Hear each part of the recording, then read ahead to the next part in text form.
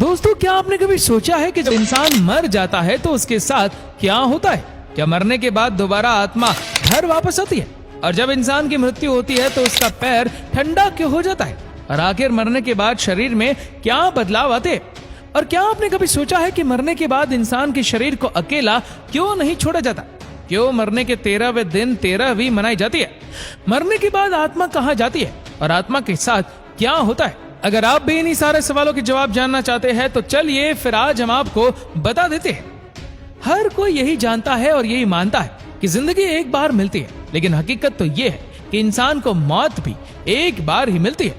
मरने के बाद इंसान को दोबारा कभी जिंदगी वापस नहीं मिलती। इसीलिए मौत का नाम सुनते ही लोगों के रोंगटे खड़े हो जाते हैं, क्योंकि एक मौत ही ऐसी चीज है जो इंसान के सारे रिश्ते एक ही पल में तोड़ देती है। जब इंसान मरता है तो वो मरने से पहले अपने बचपन से लेकर अब तक की पूरी जिंदगी देख लेता है, वो भी सिर्फ 7 मिनट के अंदर। ये 7 मिनट उसके लिए एक फिल्म की तरह होते हैं, जिसमें वह अपने जीवन से जुड़ी हर उस याद को देखता है जिसमें वो जिया है, और तब जाकर उसे मौत आती है। ये बात हकीकत है। साइंटिस्ट ने भी इस बात का दावा किया है कि मरने से पहले इंसान को ये सब एक सपने के रूप में दिखाई देता है। ये देख इंसान को ऐसा लगता है जैसे वो अपनी पिछली जिंदगी में वापस पहुंच गया है। ये सब सोचने के बाद उसका दिमाग एकदम बंद हो जाता है, जिसके बाद दिमाग में कोई हलचल, कुछ सोचने समझने की शक्ति नहीं रहती, और फिर इंसान की मौत हो जाती है। आपने देखा होगा कि मरने के बाद इंसान के पैर एकदम बर्फ जैसे ठंडे हो जाते, धीरे धीरे उसका शरीर भी निढाल हो जाता है। ऐसा क्यों? दोस्तों, ऐसा इसलिए होता है क्योंकि मौत के कुछ वक्त पहले इंसान के शरीर में हरकत होना शुरू हो जाती है। इंसान को एहसास हो जाता है कि अब उसका जीवन यही खत्म होने वाला है, और इसीलिए उसका धरती से कनेक्शन यानी अर्थ सोल चक्र कनेक्शन टूट जाता है और उसका धरती से कोई भी कनेक्शन नहीं रहता। इसी वजह से मरने के बाद इंसान के पैर ठंडे पड़ जाते हैं, और यही वजह है कि मरने के बाद आत्माएं जमीन पर ना रहकर हवा में उड़ने लगती है। जब इंसान मरता है तो उसकी आत्मा पैरों से बाहर निकलना शुरू हो जाती है और आखिर में मुंह से होते हुए शरीर से बाहर निकल जाती है। ऐसा कहा जाता है कि जिसके कर्म जैसे होते हैं वैसे ही उसकी आत्मा निकलती है। यानी अगर कोई इंसान अच्छा है तो उसकी आत्मा बड़ी ही आसानी से बिना तकलीफ के शरीर को छोड़ देती है। वहीं अगर कोई बुरा इंसान है तो लोगों के साथ बुरा करता है तो उसकी आत्मा बड़ी ही तकलीफों का सामना करके निकलती है और उसके शरीर को भी बड़ी मुश्किलात का सामना करना पड़ता है।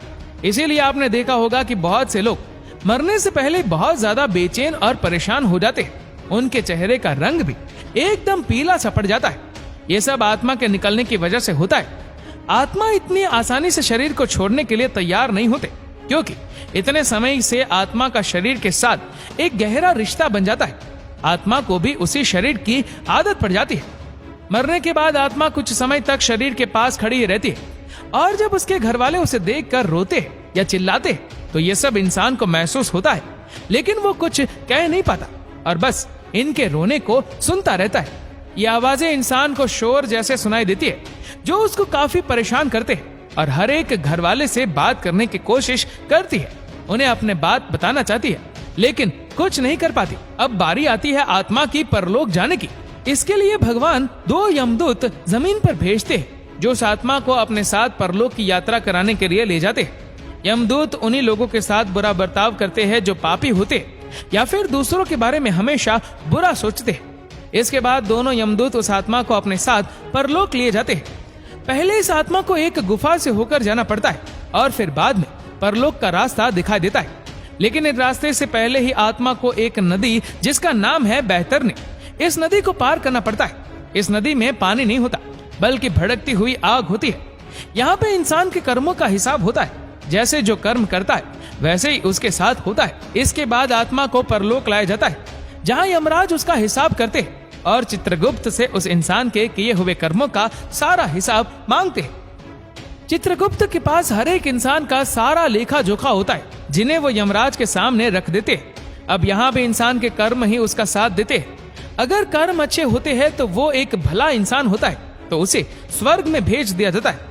लेकिन अगर वो एक बुरा इंसान है जिसने धरती पर बहुत से पाप किए, तो उसे नरक में फेंक दिया जाता है। नरक भी 36 तरह का होता है। ऐसे ही कुछ समय पहले एक आदमी मर गया था और उसे 2 यमदूत उठाकर अपने साथ ले गए। इस शख्स ने बताया कि जब मेरे अंदर से आत्मा को खींचा गया तो ऐसा लग रहा था जैसे किसी मुलायम कपड़ों को कांटों पर से खींचा गया हो। मुझे बहुत तकलीफ हो रही थी। उसके बाद मुझे परलोक ले जाया गया। वहां रास्ते में एक नदी पड़ी जिसमें आग और बहुत सारे कीड़े मकोड़े थे। मुझे उस नदी को पार करने के लिए कहा गया। अगर मैं उसे पार ना करता तो यमदूत मुझे मारने लगते। मैंने बड़ी मुश्किल से उस नदी को पार किया और फिर मैं परलोक पहुंचा, जहां एक बहुत बड़ा दरवाजा था। वो दोनों यमदूत बाहर रुक गए और मुझे अंदर भेज दिया। सामने यमराज बैठे थे। उनकी आवाज इतनी खतरनाक थी कि मेरे होश उड़ गए। उन्होंने यमदूत से कहा कि इसे क्यों ले आए, इसका अभी तक वक्त ही नहीं आया। और फिर मेरी आंखों पर पर्दा डाल दिया गया। जब मेरी आंखें खुली तो मैं अपने घर वालों के बीच था। ये एक सच्ची घटना है जो आज से ठीक 10 साल पहले पूरन सिंह के साथ हुई। ये सिर्फ एक ही घटना नहीं बल्कि साल दर साल साइंटिस्ट के सामने ऐसी बहुत सी घटनाएं सामने आती रहती है और न जाने कितने लोग मौत को छूकर वापस आ जाते हैं। तो वही कुछ लोगों का कहना है कि जब वो मर गए थे तो वो एक अलग दुनिया में पहुंच गए जहां बहुत रोशनी थी। कुछ अलग लोग थे जो उनसे कह रहे थे कि अभी तुम्हारा वक्त नहीं आया है। ऐसे ही और भी लोग हैं जिनका कहना है कि मरने के बाद उन्हें अलग सी चमक, खुशी का एहसास होता था, साथ ही उन्हें बहुत प्यार भी मिलता था।